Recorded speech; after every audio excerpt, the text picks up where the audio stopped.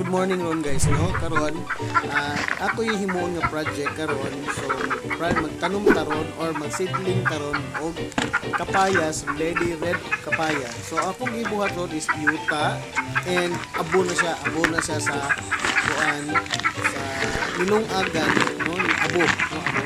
Muna kong gimix sa yuta sa abo.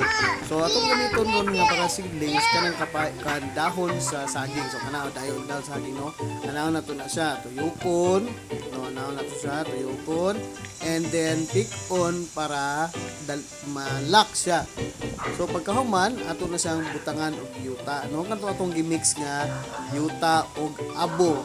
Kanang abo na ko ron, gibutangan pa na nako na siya og fertilizer, no? Fertilizer nga growth root growth enhancer, no? So inanaon na siya pag tanom, no? Paghimo sa ato ang seedling nga pagahimuon. So karon pagkahuman na compact na siya kayo, no? Naon siya compact na siya.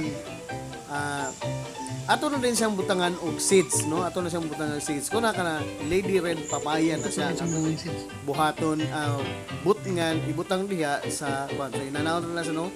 O sulod na sa diha. So karon kabalon na mo unsaon. So kana ano pa. So kabalon na mo unsaon pag himo sa inyuhang seedling kung wala mo butanganan sa maong inyong seedling bag or seedling seedling box. Okay? Pas kayo po guys, no? So, muna siya. Salamat sa inyong pagtanaw ug I hope na naamoy na hibaw-an karong mga adlaw. Thank you.